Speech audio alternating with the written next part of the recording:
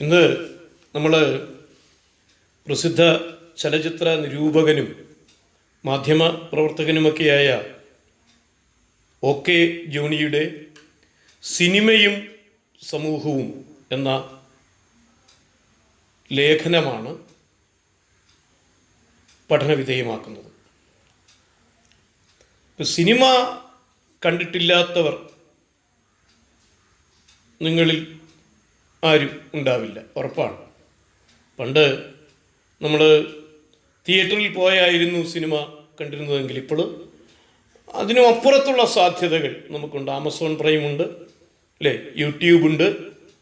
ഇപ്പോൾ ഈ ആമസോൺ പ്രൈമിൽ നമ്മൾ ദൃശ്യത്തിൻ്റെ 2ാം ഭാഗമൊക്കെ നമ്മളിപ്പോൾ കണ്ടു, പലരും കണ്ടിട്ടുണ്ട്. ഇപ്പം തിയേറ്ററിൽ വീണ്ടും സിനിമ പ്രദർശിപ്പിച്ചു തുടങ്ങി. വെള്ളം എന്നുള്ള ജയസൂര്യ അഭിനയിച്ച സിനിമ ഇപ്പോൾ വന്നിട്ടുണ്ട്. ഇത്തരം സിനിമകൾ പൊതുവേ ജനങ്ങൾക്ക് പ്രിയപ്പെട്ട സിനിമകളാണ്, ഉറപ്പാണ്. കാരണം ജനങ്ങളുടെ, നമ്മുടെയൊക്കെ അഭിരുചിക്ക്, നമ്മുടെയൊക്കെ ടേസ്റ്റിന് അനുസരിച്ച് ആസ്വദിക്കാൻ ആവുന്ന സിനിമകളാണ് നാം ഈ പറഞ്ഞ സിനിമകളെല്ലാം തന്നെ. പതിവായി വരുന്ന സിനിമകൾ, തിയേറ്ററിൽ വരുന്ന സിനിമകൾ, ആ സിനിമകൾ ജനങ്ങൾക്ക് പ്രിയമുള്ള സിനിമകളാണ്, ഉറപ്പാണ്. അതുകൊണ്ട് നമ്മൾ ആ സിനിമകളെ ഒറ്റ വാക്കാക്കി എങ്ങനെ വിളിക്കാം? ജനപ്രിയ സിനിമകൾ എന്ന് വിളിക്കാം. മറ്റൊരു തരം സിനിമകൾ കൂടിയുണ്ട്. അതുകൊണ്ടാണ് ഗൗരവകരമായ രീതിയിൽ വരുന്ന മറ്റൊരു തരം സിനിമകൾ കൂടിയുണ്ട്. അത്തരം സിനിമകൾ നമ്മൾ ഈ യൂണിറ്റിൽ പരിചയപ്പെടും.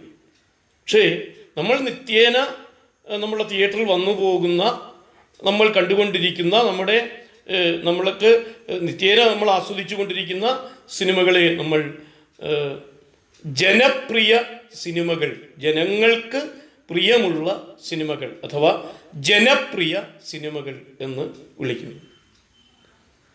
നമുക്ക് നോക്കാം, നമ്മൾ എപ്പോഴാണ് ഈ സിനിമകൾ കാണുന്നത്? പഠിക്കാനുള്ള സമയത്താണോ? ആണോ? അല്ല, ഒരിക്കലും അല്ല. അല്ലെങ്കിൽ ജോലിക്കാരായ ആളുകൾ അവർ ജോലി ചെയ്യുന്ന സമയത്താണോ പുതിയ സിനിമകൾ കാണുന്നത്? ഒരിക്കലും അതിന് സാധ്യമാവില്ല. പിന്നെ എപ്പോഴാണ്, ഏത് നേരങ്ങളിലാണ്? ഏതു നേരങ്ങളിൽ? നമ്മൾ വിശ്രമിക്കുന്ന സമയത്ത്, വിശ്രമിക്കുന്ന നേരങ്ങളിലാണ് നമ്മൾ ഈ സിനിമകൾ കാണുന്നത്. അപ്പം നമുക്ക് ഈ ജനപ്രിയ സിനിമകളെ ഒന്ന് ഡിഫൈൻ ചെയ്യാൻ, നിർവചിക്കാൻ നോക്കാം. ഇത്രയേ ഉള്ളൂ. അത് നമ്മുടെ ഈ വിശ്രമവേളകളെ ആഹ്ലാദം, ഉല്ലാസഭരിതമാക്കുന്ന എന്താണത്? എൻ്റർടൈൻമെൻ്റ് ആണ്, വിനോദ വിഭവങ്ങളാണ് ജനപ്രിയ സിനിമകൾ. ഇത്രയുള്ളത്. നമ്മുടെ വിശ്രമവേളകളെ ഉല്ലാസഭരിതമാക്കുന്ന, ആനന്ദിപ്പിക്കുന്ന വിനോദ വിഭവങ്ങൾ. കൂടുതലും ഇതിനകത്ത് വിനോദത്തിൻ്റെ അംശങ്ങളായിരിക്കും ഉണ്ടാവുക. എൻ്റർടൈൻമെൻറ്റ് നമ്മൾ പറയും. 2 വാക്കുകളാണുള്ളത്. ഒന്ന് എൻ്റർടൈൻമെൻറ്റ്, വിനോദിപ്പിക്കുക, ആനന്ദിപ്പിക്കുക. മറ്റൊന്ന് എൻലൈറ്റ്മെൻറ്റ്. എൻലൈറ്റ്മെൻറ്റ് എന്ന് പറഞ്ഞാൽ പുതിയ ഒരു ബോധതലത്തിലേക്ക്, പുതിയൊരു മൂല്യത്തിലേക്കൊക്കെ നമ്മളെ കൊണ്ടുപോവുക. അതൊന്നും വലുതായി ഈ സിനിമകൾ ചെയ്യുന്നുണ്ടാവില്ല. കൂടുതലും എൻ്റർടൈൻമെൻറ്റിന് ആണ് പ്രാധാന്യം വരിക. എൻലൈറ്റ്മെൻറ്റിന് അത്ര പ്രാധാന്യം ഈ ജനപ്രിയ സിനിമകളിൽ ഉണ്ടാവില്ല. നമ്മുടെ വിശ്രമ വേളകളെ ഉല്ലാസഭരിതമാക്കുന്ന വിനോദ വിഭവങ്ങളാണ് ജനപ്രിയ സിനിമകൾ എന്ന് കാണുവാനാവും.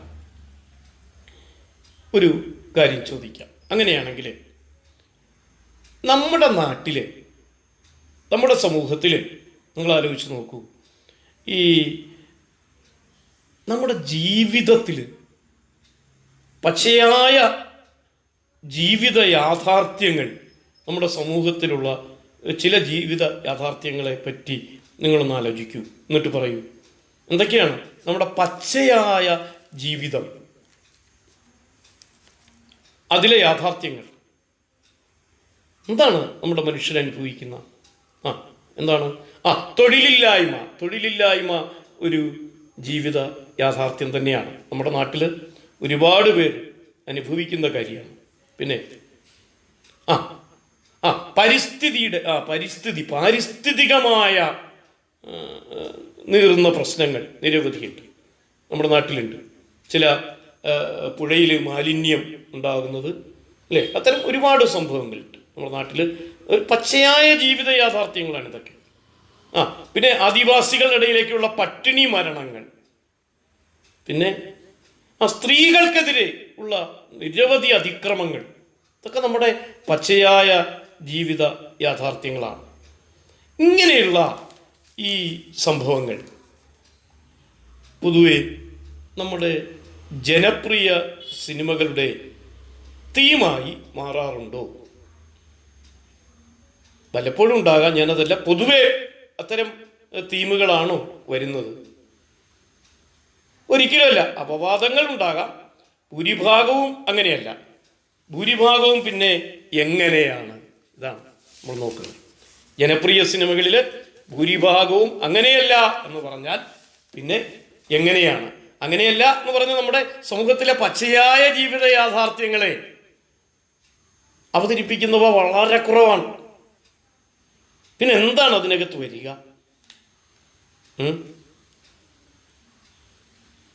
ഞാനൊരു കാര്യം ചോദിക്കാം, നിങ്ങൾ ആലോചിച്ച് പറയുക. സാധാരണ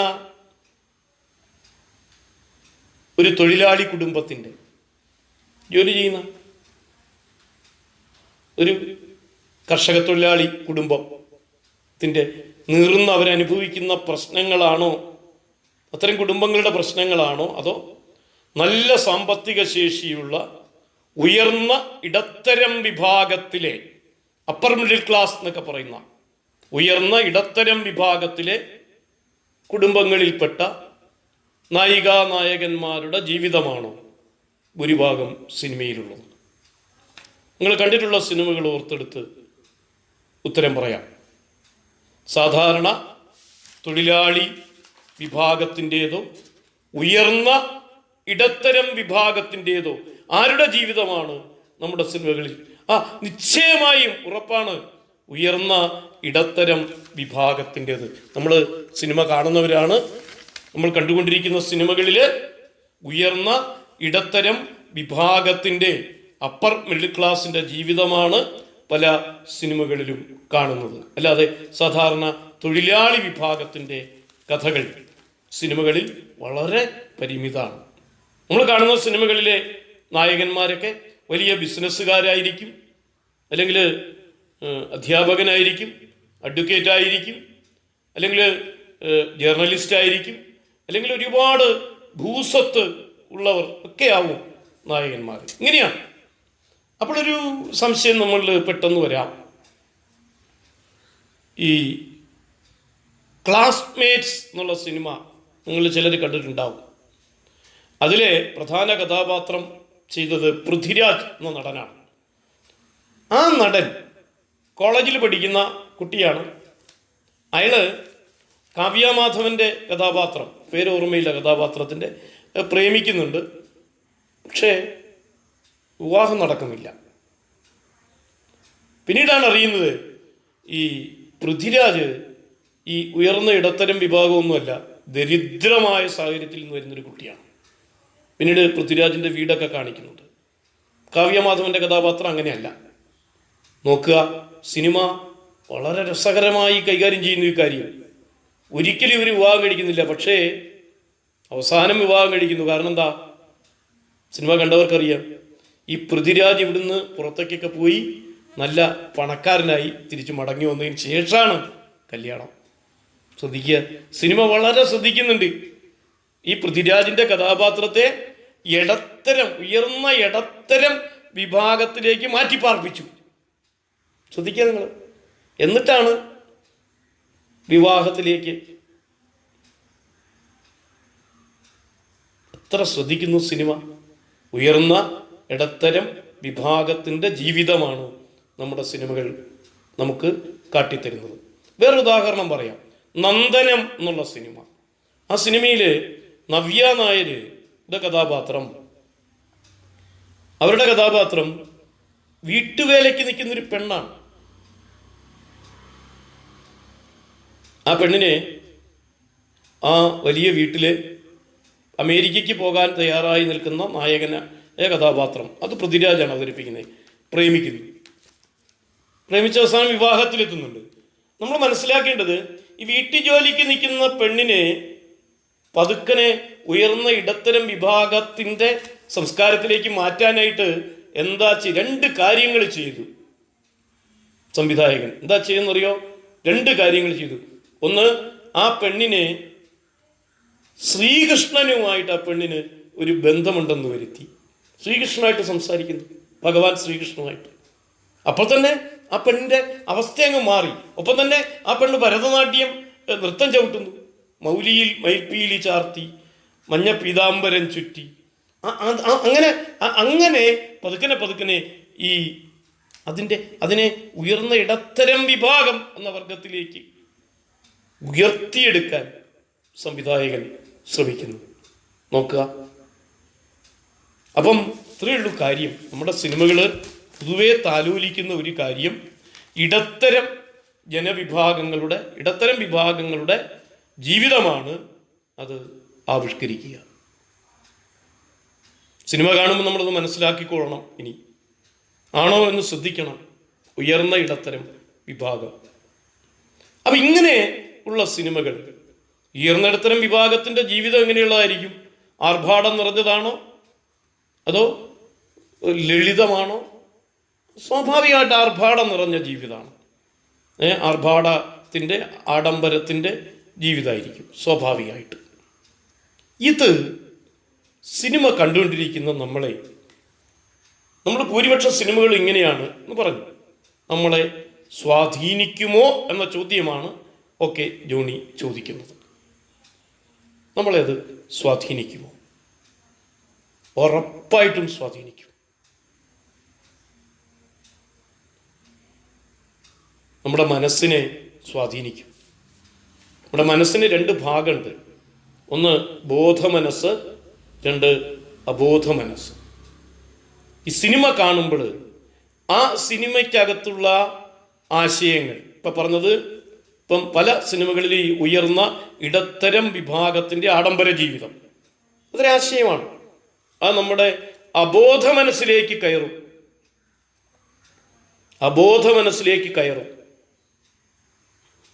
ഈ അബോധ മനസ്സിലേക്ക് കയറി കഴിഞ്ഞാൽ നമ്മളതെല്ലാം അറിയില്ല കേട്ടോ അത് കയറുന്നത്. നമ്മൾ പോലും അറിയാതെ ഈ ആശയങ്ങളൊക്കെ കയറും. ആഡംബരവും ആർഭാടവും നിറഞ്ഞ ജീവിതമാണ് ജീവിതം. ഈ ഒരു ബോധം നമുക്കുണ്ടാകും. ഉയർന്ന ഇടത്തരക്കാരുടെ ജീവിതം മാത്രമാണ് ജീവിതം. പണം മാത്രമാണ് പ്രധാനം. ഈ ആശയം നമ്മുടെ അബോധ മനസ്സിലേക്ക് കയറും. നാം പോലും അറിയാതെ കയറും സിനിമ കാണുമ്പോൾ. പിന്നീട് നമ്മുടെ ജീവിത സാഹചര്യത്തിൽ നമ്മൾ ഈ ഉയർന്ന ഇടത്തരം വിഭാഗത്തിൻ്റെ ജീവിതം മാത്രമേ ജീവിതമുള്ളൂ എന്ന തെറ്റിദ്ധാരണയിൽ അങ്ങനെ ജീവിക്കാനുള്ള ആഗ്രഹത്തിൽ ജീവിക്കും. ഉറപ്പാണ്. ആഡംബര കാറ്, ആഡംബര വേഷം, അതൊക്കെയാണ് ജീവിതം.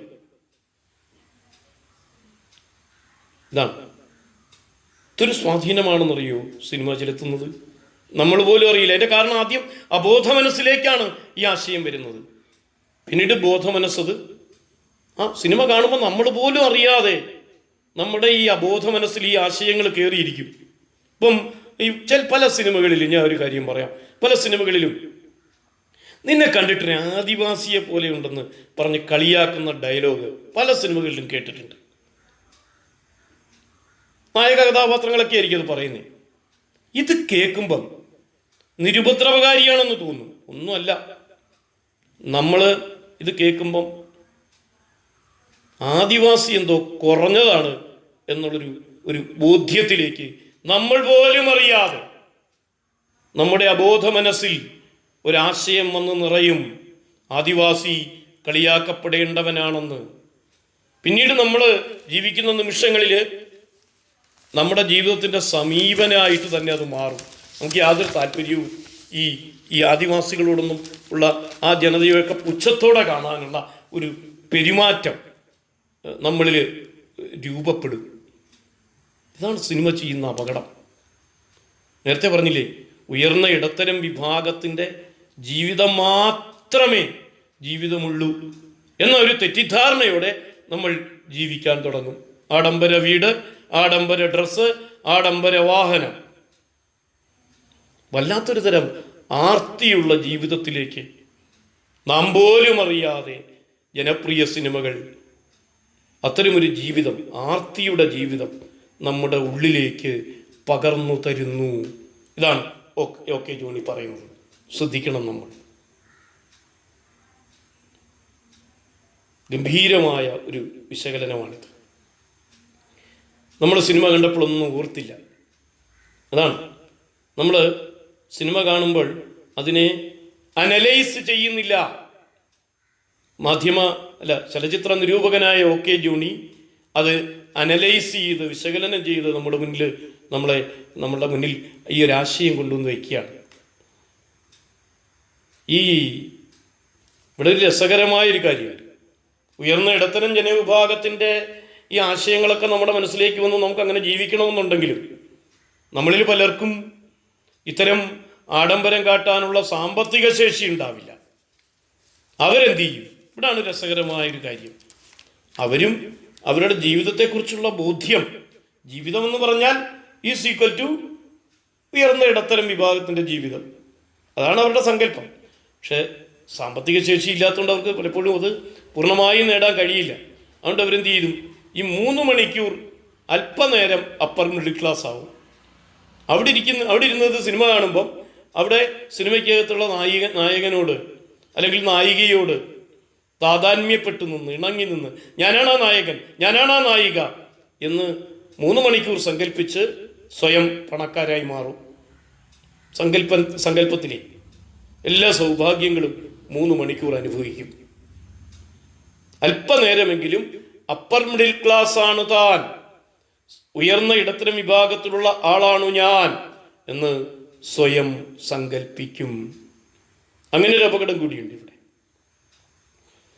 ഇനി വേറൊരു രസകരമായ കാര്യം ജനപ്രിയ സിനിമയിലെ പറയാം. ഇപ്പം നന്ദനം നമ്മൾ നേരത്തെ പറഞ്ഞ സിനിമയുണ്ടല്ലോ, ആ സിനിമയിൽ നിങ്ങൾ നോക്കൂ.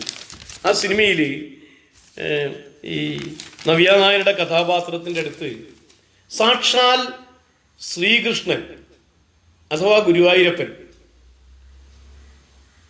നായികയുടെ അടുത്ത് വരുന്നുണ്ട്. നായികയ്ക്കൊപ്പം ഡാൻസ് ചെയ്യുന്നുമുണ്ട്. നമ്മൾ പത്മരാജൻ്റെ ഞാൻ ഗന്ധർവൻ എന്നൊരു സിനിമ ഉണ്ടായിരുന്നു, അദ്ദേഹത്തിൻ്റെ അവസാന സിനിമയാണ്. ഈ സിനിമയിൽ നായികയുടെ അടുത്ത് സ്വർഗത്ത് നിന്ന് ഒരു ഗന്ധർവൻ വരുന്നുണ്ട്. ജീൻസും ടീഷർട്ടും ഇട്ടാണ് വരവ്. ഇവിടൊക്കെ എന്താണ് സംഭവിക്കുന്നത് ഈ ജനപ്രിയ സിനിമയിൽ? ഇത്രയേ ഉള്ളൂ. ജനപ്രിയ സിനിമയ്ക്ക് പറ്റൂത് എന്താണെന്നറിയോ? സംഭവിക്കാത്ത കാര്യങ്ങളെ സംഭവിച്ചെന്ന മട്ടിൽ അവതരിപ്പിക്കാനുള്ള കഴിവ് ജനപ്രിയ സിനിമയ്ക്കുണ്ട്. സാധാരണഗതിയിൽ ഇത് പറഞ്ഞാൽ ആരും വിശ്വസിക്കില്ല. നമ്മൾ 3 മണിക്കൂർ ഇരുന്ന് കാണുകയാണ് ജീൻസും ടീഷർട്ടും ഇട്ട് വന്ന ഗന്ധർവനെ. അത് ജനപ്രിയ സിനിമയുടെ ഒരു കഴിവാണ്. ശ്രദ്ധിക്കുക, സംഭവിക്കാത്ത കാര്യങ്ങളെ സംഭവിച്ചെന്ന മട്ടിൽ അവതരിപ്പിക്കുക. ഇത് ജനപ്രിയ സിനിമയുടെ മറ്റൊരു സവിശേഷതയാണ്. ഇനി മറ്റൊരു കാര്യം ശ്രദ്ധിക്കേണ്ടതായിട്ടുള്ളത്, ഇപ്പം ഈ അമേരിക്കയിൽ നിന്നിറങ്ങിയ റാംബോ, ഫസ്റ്റ് ബ്ലഡ്, ഇങ്ങനെ തുടങ്ങിയ ചില സിനിമകൾ നിങ്ങൾ കണ്ടിട്ടുണ്ടോ എന്നറിയില്ല. ഈ സിനിമകളിലെ അമേരിക്കയും വിയറ്റ്നാമും തമ്മിലുള്ള യുദ്ധമാണ് അവതരിപ്പിക്കുന്നത്. യുദ്ധകാലം ഇതാണ് അവതരിപ്പിക്കുക. എല്ലാ സിനിമയും അമേരിക്കക്കാരിറക്കുന്നുണ്ട്, അമേരിക്കയാണ് ശരി എന്നാണ് ആ സിനിമ നമ്മളോട് പറയുന്നത്. എന്തൊരു അപകടമെന്നറിയോ? എല്ലാവർക്കും സത്യം അറിയാം. വിയറ്റ്നാമിലെ യുദ്ധം അവിടെ ആഭ്യന്തരമായിട്ട് ഉണ്ടായിരുന്നൊരു യുദ്ധമാണ്. അവിടെ കയറി ഇടപെട്ടതാണ് അമേരിക്ക. അനധികൃതമായിട്ട് യുദ്ധത്തിലേക്ക് കയറിയായിരുന്നു അമേരിക്ക. ഇത് നമുക്ക് ചരിത്രം പഠിച്ചവർക്ക്, യുദ്ധചരിത്രം പഠിച്ചവർ, വിയറ്റ്നാം യുദ്ധചരിത്രം പഠിച്ചവർക്ക് എല്ലാവർക്കും അറിയാം. എന്നാലേ ഈ സിനിമകൾ ഇനി പറഞ്ഞില്ലേ, ഈ റാംബോ സിനിമകൾ, ഫസ്റ്റ് ബ്ലഡ് പോലുള്ള സിനിമകൾ, അതിൽ അമേരിക്കയാണ് ശരി എന്ന് അവതരിപ്പിച്ചു തരും. ഇവിടെ എന്താ നടക്കുന്നത്? ഈ ജനപ്രിയ സിനിമകളിൽ ഉള്ളൊരു കാര്യം ശ്രദ്ധിക്കുക. തെറ്റായൊരു കാര്യം കഥയിലൂടെ ശരിയെന്ന നിലയിൽ അവതരിപ്പിക്കും. ഇതാണ് നമുക്കറിയാം. നമുക്ക് വിയറ്റ്നാമിൻ്റെ യുദ്ധചരിത്രം പഠിച്ച ആൾക്കാർക്കറിയാം അവിടെ അമേരിക്കയുടെ ഇടപെടൽ ശരിയല്ല എന്ന്. പക്ഷെ അമേരിക്കയാണ് ശരിയെന്ന് നമ്മളെ പഠിപ്പിക്കും.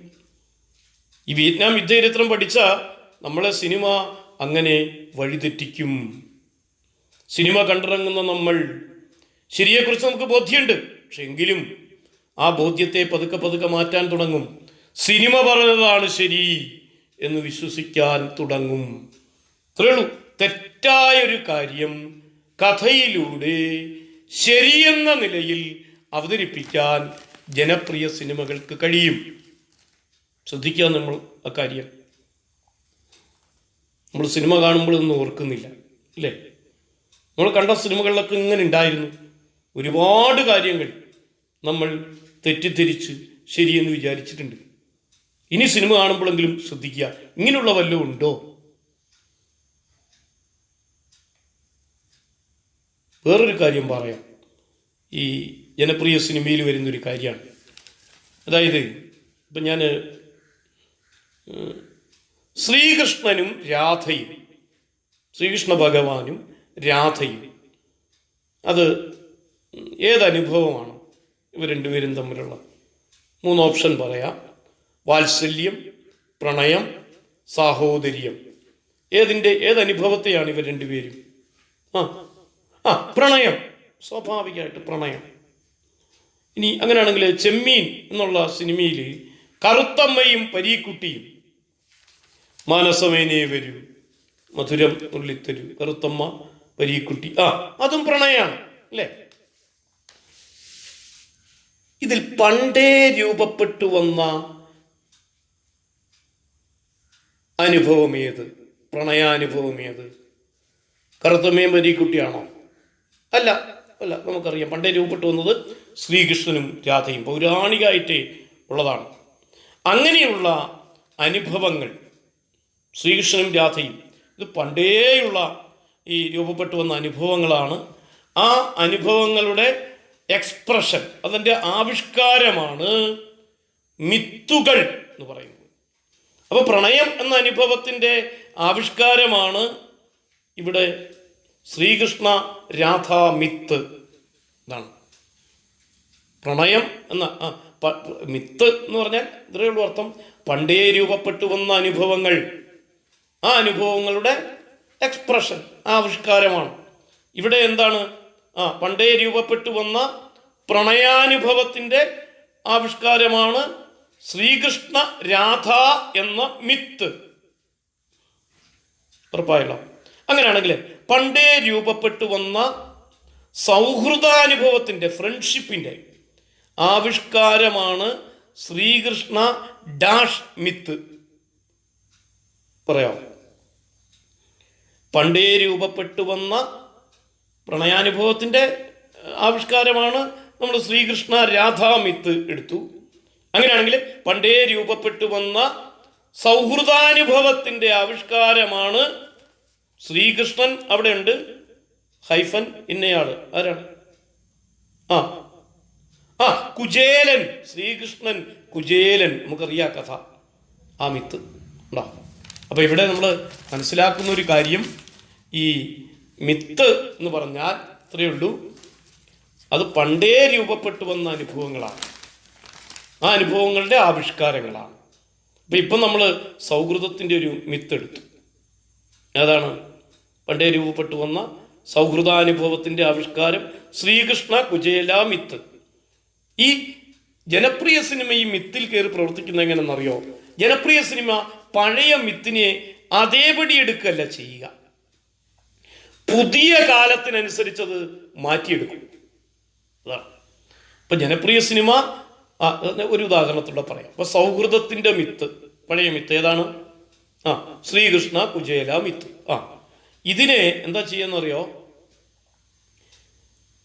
പുതിയ കാലത്തിലേക്ക് മാറ്റും. ഇതാണ് ജനപ്രിയ സിനിമ ചെയ്യുന്നത്. ഇതേപടി അവതരിപ്പിക്കുകയല്ല, ശ്രീകൃഷ്ണനും കുചേലനെയും വെച്ച് അവതരിപ്പിക്കുകയല്ല, പുതിയ കഥാപാത്രങ്ങളിലേക്ക് ഇത് കൊളുത്തി ചേർക്കും. അങ്ങനെ ഒരു സിനിമയുണ്ട്, പറയാമോ?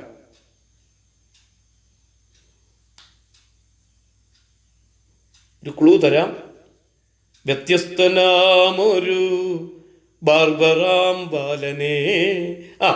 കഥ പറയുമ്പോൾ എന്നുള്ള സിനിമ. അവിടെ അത് കണ്ടിട്ടുണ്ട്, അവർക്കറിയാം. അതിൻ്റെ അവസാനം മമ്മൂട്ടി അശോക് രാജ് എന്ന് പറയുന്ന സൂപ്പർ സ്റ്റാറിൻ്റെ കഥാപാത്രമാണ്.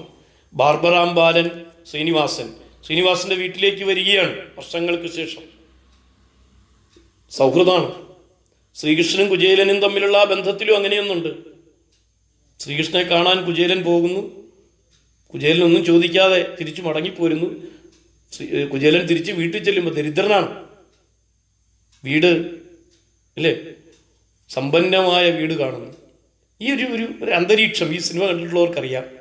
ഇതാണ് പഴയ മിത്തെടുക്കുക, എന്നിട്ട് പുതിയ കാലത്തിന്, അതായത് ഇവിടെ ശ്രീകൃഷ്ണ കുചേല മിത്തെടുത്ത് അശോക് രാജ് ബാർബർ ബാലൻ എന്ന പുതിയ കാലത്തിലെ കഥാപാത്രങ്ങൾക്കനുസരിച്ച് പുതുക്കി അവതരിപ്പിക്കുന്നു. സൗഹൃദം ഇത്രയേ ഉള്ളൂ. ജനപ്രിയ സിനിമകൾ ചെയ്യുന്ന ഇത്രയേ ഉള്ളൂ. അത് പഴയ മിത്തുകളെ പുതിയ കാലത്തിനനുസരിച്ച് പുതുക്കി അവതരിപ്പിക്കുന്നു. എൻ്റെ ഉദാഹരണമാണ് നമ്മൾ കഥ പറയുമ്പോൾ എന്നുള്ള സിനിമയിൽ വെച്ച് പറഞ്ഞത്. വ്യക്തമായെന്ന് തോന്നുന്നു. ഇനി മറ്റൊരു കാര്യം ജനപ്രിയ സിനിമയെ പറ്റി പറയുന്നത്, ഈ നമ്മുടെ ഈ ഇങ്ങനെ തുടങ്ങുന്നുണ്ടല്ലോ, പണ്ടങ്ങാണ്ട്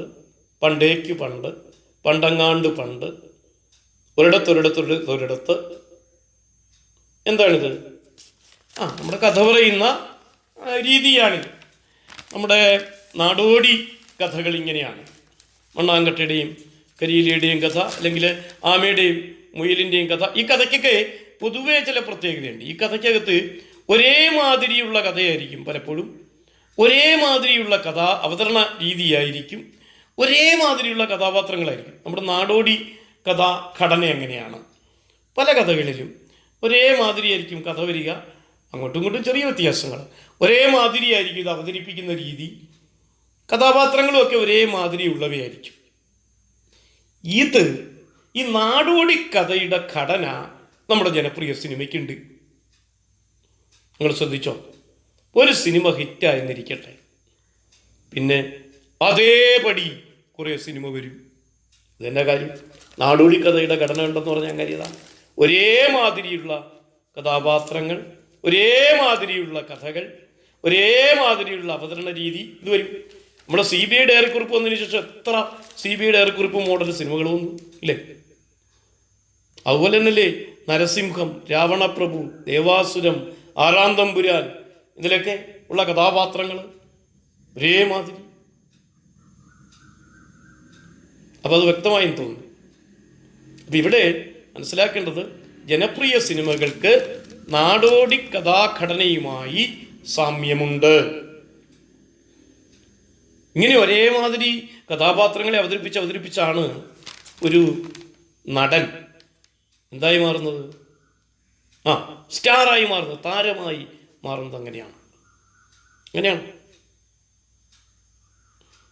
അപ്പം ഇവരൊക്കെ തന്നെ, ഈ കഥാപാത്രങ്ങളൊക്കെ തന്നെ എന്തായി മാറും? പുതിയ കാലത്തിൻ്റെ മിത്തായി മാറും. നമ്മൾ നേരത്തെ പഴയ മിത്ത് എങ്ങനെയാണ് പുതിയ കാലത്തിലേക്ക് വരുന്നത് എന്ന് കണ്ടു. ഇനി പുതിയ കാലത്തിൻ്റെ മിത്തുകൾ വരുന്നു. സേതുരാമയ്യർ, മംഗലശ്ശേരി നീലകണ്ഠൻ, ഇങ്ങനെ പുതിയ കാലത്തിൻ്റെ മിത്തുകൾ ശ്രദ്ധിക്കുക. അപ്പം നടൻ താരമായി മാറും, പുതിയ കാലത്തിൻ്റെ മിത്തായി കഥാപാത്രം മാറും, കഥയും മാറും. ഇതാണ്. മറ്റൊന്ന്, ജനപ്രിയ സിനിമയ്ക്ക് നാടോടിക്കഥയുടെ ഘടനയുമായി ബന്ധമുണ്ട്. ഈ ലേഖനം അവസാനിക്കുന്ന സമയത്ത് ഈ ജനപ്രിയ സിനിമകൾ കാണുമ്പോൾ നാം ശ്രദ്ധിക്കാതെ പോകുന്ന നമ്മുടെ ഉള്ളിൽ സിനിമകൾ വിതച്ചിടുന്ന ആശയങ്ങൾ അല്ലേ, അതിനെപ്പറ്റിയാണ് ചർച്ച ചെയ്തത്. അതിൽ പലപ്പോഴും പഴഞ്ചനായ ചില മൂല്യങ്ങൾ നമ്മുടെ ഉള്ളിൽ ഈ ജനപ്രിയ സിനിമ ഇടുന്നുണ്ട്. ഞാനത് ശ്രദ്ധിക്കാറില്ല. ഓക്കെ ജോണി കൃത്യമായി മനസ്സിലാക്കി തരുന്നു. നോക്കുക, നമ്മൾ കാണുന്ന ഈ സിനിമകളിൽ മുഖ്യ കഥാപാത്രങ്ങൾ, നായിക കഥാപാത്രങ്ങൾ ഭൂരിപക്ഷവും നിങ്ങൾ കണ്ട സിനിമ എടുത്ത് നോക്കിയാൽ അതിൽ ഈ ഉയർന്ന സവർണ ജാതികളുള്ളവരുടെ ജീവിതമല്ലേ ആവിഷ്കരിച്ചിട്ടുള്ളത്? ആലോചിച്ച് നോക്കൂ. ജാതി പേര് പറഞ്ഞുകൊണ്ട് തന്നെ സവർണ ജാതിയിലുള്ളവരുടെ അതാ ആ സിനിമയുടെ പ്രമേയങ്ങൾ. താഴ്ന്ന നിലയിലുള്ള ജാതികൾ എന്ന് വിളിക്കപ്പെട്ട വിഭാഗങ്ങൾ, അങ്ങനെ പറയുന്നുള്ളൂ കേട്ടോ, അങ്ങനെ ഒരു ജാതിയൊന്നും ഇല്ല ഇവിടെ. അങ്ങനെ വിളിക്കപ്പെട്ട വിഭാഗങ്ങൾ പരിഹസിക്കുന്നവരെ അവർ പരിഹാസ കഥാപാത്രങ്ങളായി മാറാറുണ്ട്. ഈ വിളിക്കപ്പെട്ട എന്ന് പറഞ്ഞതിൻ്റെ കാരണം നാം എല്ലാം മനുഷ്യർ, നമുക്കിടയിൽ രണ്ട് ജാതിയേ ഉള്ളൂ എന്ന് കൃത്യമായി ശ്രീനാരായണ ഗുരു പറഞ്ഞു വെച്ചിട്ടുണ്ട്. അത് ഒന്ന് ആണും മറ്റൊന്ന് പെണ്ണും, ഇത്രയുള്ളൂ. പക്ഷെ നമ്മൾ തന്നെ സൃഷ്ടിച്ച ഈ സവർണ അവർണ ഇതെടുത്ത് നോക്കുമ്പം സവർണരുടെ ജീവിതം അതായിരിക്കും പലപ്പോഴും നമ്മുടെ ജനപ്രിയ സിനിമയിൽ പ്രധാനമായും വരിക. ഇതൊന്നും നമ്മൾ സിനിമ കാണുമ്പോൾ ശ്രദ്ധിക്കാറില്ല. മറ്റ് ജാതി വിഭാഗങ്ങൾ പലപ്പോഴും അവരെ പരിഹാസ കഥാപാത്രങ്ങളാക്കി മാറ്റാറുമുണ്ട്. ഓക്കെ ജോണിയുടെ കണ്ടെത്തലുകളിലൊന്നാണിത്. പിന്നെ അദ്ദേഹം പറയുന്നു ഈ ജനപ്രിയ സിനിമകൾ ഈ സ്ത്രീ വിരുദ്ധമായിരിക്കും. അങ്ങനെയുള്ള ആശയങ്ങളാണ് അത് കൂടുതൽ വരിക. കാരണം നമ്മുടെ ഈ ന്യൂക്ലിയർ ഫാമിലി അല്ലേ, നമ്മളെ അണുകുടുംബങ്ങളിൽ ചെറിയ അമ്മയും അച്ഛനും 2-3 മക്കളും അങ്ങനെയുള്ള ഫാമിലികളിൽ അതിൽ തളയ്ക്കപ്പെട്ടു പോയ സ്ത്രീ കഥാപാത്രങ്ങളാണ് നിരവധി ഈ സിനിമകൾക്കകത്ത് വരിക. പുരോഗമന സ്വഭാവമുള്ള കഥാപാത്രമൊന്നും വരില്ല. വന്നാൽ തന്നെ അവസാനം സിനിമ അവസാനിക്കുമ്പോൾ അവർ ഈ അണുകുടുംബത്തിനകത്ത് ന്യൂക്ലിയർ ഫാമിലിക്കകത്ത് ഒതുങ്ങുന്ന പെണ്ണാക്കി മാറ്റിയിരിക്കും ഈ കഥാപാത്രത്തെ. അങ്ങനെയാണ് അത് ചെയ്യുക. സ്ത്രീയുടെ ഒരു സ്ത്രീ പുരുഷ സമത്വം എന്നുള്ള ആശയമൊന്നും ഈ ജനപ്രിയ സിനിമകൾക്കകത്ത് ഉണ്ടാകാറില്ല. അതെപ്പോഴും സ്ത്രീയെ ഈ തളച്ചിടുന്ന ഈ കുടുംബത്തിനകത്ത് അടുക്കളയ്ക്കകത്ത് പണ്ട് നമ്മളോട് വി.ടി. ഭട്ടതിരിപ്പാട് പറഞ്ഞത് അടുക്കളയിൽ നിന്ന് അരങ്ങത്തേക്ക് സ്ത്രീ വരണം എന്നാണ്. ജനപ്രിയ സിനിമകൾക്ക് അങ്ങനെ ഒരു കാഴ്ചപ്പാടില്ല. അത് പലപ്പോഴും സ്ത്രീ കഥാപാത്രങ്ങളെ അണുകുടുംബത്തിനകത്തേക്ക് ഒതുക്കുന്ന പെണ്ണായി മാറ്റുന്നതാണ്. ഇപ്പം നിങ്ങൾ സിനിമ കാണുമ്പോൾ ഇത്തരം കാര്യങ്ങൾ കൂടി വിശകലനം ചെയ്യാൻ ശ്രമിക്കണം. ഇപ്പം ഞാനീ പറഞ്ഞ ഓക്കെ ജോണി പറയുന്നതിന് വിരുദ്ധമായിട്ടുള്ള സിനിമകളുണ്ടാവും. അപ്പം അതൊക്കെ നമ്മൾ പഠിച്ചാലേ മനസ്സിലാവും. എന്തായാലും സിനിമയ്ക്ക് സമൂഹത്തിൽ വലിയ സ്വാധീനം ചെലുത്താൻ കഴിയുന്നുണ്ട് എന്ന കാര്യത്തിൽ സംശയം വേണ്ട. നമ്മൾ സിനിമ വെറുതെ കാണരുത്. സിനിമ മുന്നോട്ട് വയ്ക്കുന്ന സന്ദേശമെന്ത് എന്ന് പഠിച്ച് കണ്ടെത്താനാവണം. ഇതാണ് ഈ പാഠത്തിലൂടെ നാം മനസ്സിലാക്കിയത്. നിങ്ങളിൽ ചിലരെങ്കിലും ദൃശ്യം 2 കണ്ടിട്ടുണ്ടാവും. അതിനെപ്പറ്റി ഒരു കാര്യം പറഞ്ഞുകൊണ്ട് അവസാനിപ്പിക്കാം. അപ്പം അതിനകത്ത് തൻ്റെ കുടുംബത്തെ സംരക്ഷിക്കുക അതാണ് മോഹൻലാലിൻ്റെ കഥാപാത്രമായ ജോർജ് കുട്ടി ചെയ്യുന്നത്. അത് ദൃശ്യം 1 അങ്ങനെ തന്നെയാണ്. അപ്പം ഇവിടെ കൊലപാതകം തെളിയിക്കപ്പെടാതിരിക്കുക, അതാണ് അയാളുടെ ലക്ഷ്യം. എന്തെല്ലാം ചെയ്യുന്നു എന്ന് ഓർക്കുക. നിങ്ങൾ ഒറ്റയ്ക്കാണ് ഇതെല്ലാം ചെയ്യുന്നത്. അയാൾക്കത് മറ്റൊരു കൂട്ടുകാരനോട് പറയാൻ പോലും കഴിയില്ലല്ലോ. അങ്ങനെ ഒരു കാര്യമല്ലല്ലോ. സാമാന്യമായ ബുദ്ധി ഈ കഥാപാത്രത്തിനുണ്ട്. നമ്മൾ ശ്രദ്ധിക്കേണ്ടത് ഈ അമാനുഷികത്വമൊന്നുമല്ല. നമ്മളിപ്പം ഒരുപാട് സിനിമകളിൽ 100 പേരെ ഒറ്റയ്ക്ക് ഇടിച്ചു തെറിപ്പിക്കുന്ന ഹീറോയിസം കണ്ടിട്ടുണ്ട്. അല്ലെങ്കിൽ 30 നിലയുള്ള കെട്ടിടം ഒറ്റ കൈ കൊണ്ട്, പഴയൊരു തമാശയാണ്, ഒറ്റ കൈ കൊണ്ട് ഒരു തമിഴ് നടൻ ഇങ്ങനെ പിടിച്ചു നിർത്തി കളഞ്ഞു. ഇത്തരം ഹീറോയിസം നമ്മൾ കാണുന്നതാണ്. അത്തരം ഹീറോയിസം അല്ല ഈ സിനിമയിലുള്ളത്. ശ്രദ്ധിക്കേണ്ട കാര്യമാണ്. തികച്ചും യുക്തിപൂർവമായിട്ടാണ് നായകന്റെ പ്രവൃത്തികൾ. അയാളിതെല്ലാം ചെയ്യുന്നത് അയാളുടെ കുടുംബത്തെ സംരക്ഷിക്കാനാണ്. ഈ സിനിമയ്ക്ക് ഈ കുടുംബത്തിൻ്റെ സംരക്ഷകൻ എന്ന ഭാവം ഈ സിനിമ ഒരാളിലേക്ക് ചുരുക്കുന്നു. ആരിലേക്ക്? നായകനിലേക്ക് ചുരുക്കുന്നു, പുരുഷനിലേക്ക് ചുരുക്കുന്നു. നേരെ മറിച്ച് നോക്കൂ, മണ്ടത്തരങ്ങൾ മാത്രം പറയുന്ന കഥാപാത്രമാക്കി നായികയെ മാറ്റിയിരിക്കുന്നു. ഇതാണ് ബുദ്ധിപൂർവം പെരുമാറുന്നത് പുരുഷൻ മാത്രം. ഇവിടെ യഥാർത്ഥത്തിലെ പ്രശ്നം നേരിട്ടത് ആരാണ്? സ്ത്രീകളാണ്. ഈ കുടുംബത്തിലെ സ്ത്രീകളാണ്. അവരുടെ ഈ പ്രശ്നത്തോടുള്ള ഒരു പ്രതികരണവും വരുന്നില്ല. ആ രണ്ട് കഥാപാത്രങ്ങളും സൈഡ് ലൈൻ ചെയ്യപ്പെടുന്നു, അമ്മയും മകളും. നേരെ മറിച്ച് പ്രതികരിക്കുന്നത് പുരുഷനാണ്. പുരുഷന്റെ ഒരു മേലാള ഭാവം ഇവിടെയുണ്ടോ? സ്വാഭാവികമായും ഈ കഥയ്ക്കകത്ത് അതുണ്ട്. നമ്മൾ പോലും അറിയാതെ നമ്മുടെ ഉള്ളിലേക്ക് അത് പ്രവേശിക്കുന്നുമുണ്ട്. സ്ത്രീ പുരുഷ സമത്വത്തിൻ്റെ ഭാഗമായി ചിന്തിക്കുമ്പോൾ അങ്ങനൊരു പ്രശ്നം ഈ കഥയിൽ നമുക്കൊന്ന് തിരിച്ച് നമുക്കൊന്ന് ആലോചിച്ച് നോക്കാം. ഇപ്പം ശരിക്കും ഇവരാണ് പ്രതികരിച്ചിരുന്നതെങ്കിൽ, ഇപ്പം മീനയുടെ കഥാപാത്രമാണ് ഇങ്ങനെ ബുദ്ധിപൂർവം പെരുമാറി പ്രതികരിച്ചിരുന്നതെങ്കിൽ, ജോർജ് കുട്ടി ഇവിടെ മീനയുടെ കഥാപാത്രത്തെ പോലെ സൈഡ് ലൈൻ ചെയ്യപ്പെട്ട് പോയിരുന്നെങ്കിൽ ഈ സിനിമ ഹിറ്റാവുമോ? ഒരിക്കലും ഹിറ്റാവില്ല. അതിൽ ഏറ്റവും പ്രധാനപ്പെട്ട രണ്ട് കാര്യം കേട്ടോ. ഏറ്റവും പ്രധാനപ്പെട്ട കാര്യം മോഹൻലാൽ എന്ന നടൻ്റെ താരമൂല്യം, അത് വളരെ പ്രധാനമാണ്. പക്ഷേ രണ്ടാമത്തെ ഒരു കാര്യം, ഈ നമ്മൾ നേരത്തെ പറഞ്ഞില്ലേ, ഈ കുടുംബത്തിൻ്റെ അല്ലെങ്കിൽ സമൂഹത്തിൻ്റെ കേന്ദ്രബിന്ദു പുരുഷൻ മാത്രം എന്ന ആ സങ്കല്പം ഈ സിനിമയ്ക്കകത്തൂടെ കടന്നു വരുന്നുണ്ട്. ആ സങ്കല്പം ശരിക്കും സ്ത്രീവിരുദ്ധമാണ് ആ സങ്കല്പം. പക്ഷെ നമ്മൾ പോലും അറിയാതെ നമ്മൾ ആ സിനിമ കണ്ടുകൊണ്ടിരിക്കുമ്പം നമ്മൾ പോലും ഇതൊന്നും അറിയുന്നില്ല. കാരണം ആ സിനിമ നല്ല ഭംഗിയുള്ള സിനിമയായതുകൊണ്ട് നമ്മൾ ആ സിനിമ, പിന്നെ ആക്ടേഴ്സ്, മോഹൻലാലിനെ പോലുള്ള വലിയ ആക്ടർ അതിഗംഭീരമായി അഭിനയിക്കുന്ന സിനിമയായതുകൊണ്ട് നമ്മളതിങ്ങനെ കണ്ടിരിക്കുന്നു. പക്ഷേ ഇതിനകത്തുള്ള ചില ആശയങ്ങൾ, അതാണല്ലോ ഓക്കെ ജോണി പറയുന്നത്, ആ ആശയങ്ങൾ കൂടി നമ്മൾ അനലൈസ് ചെയ്തെടുക്കണം. അതിനകത്ത് ഇത്തരമൊരു ആശയം കടന്നു വരുന്നുണ്ട്. ആ ആശയം നമ്മൾ മനസ്സിലാക്കണം. അപ്പോൾ സിനിമ കാണൽ എന്ന് പറയുന്നത് വെറുതെ ആസ്വാദനം മാത്രമല്ല, അത് നമ്മെ ചില ആശയങ്ങളിലേക്ക് തളച്ചിടുന്നു കൂടിയുണ്ട്.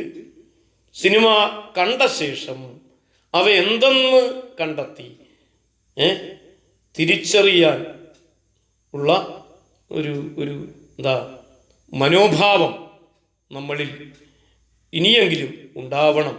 ഇതാണ് ഈ പാഠത്തിലൂടെ ചലച്ചിത്ര നിരൂപകനായ OK ജോണി നമുക്ക് പകർന്നു തരുന്ന പുതിയ സങ്കല്പം.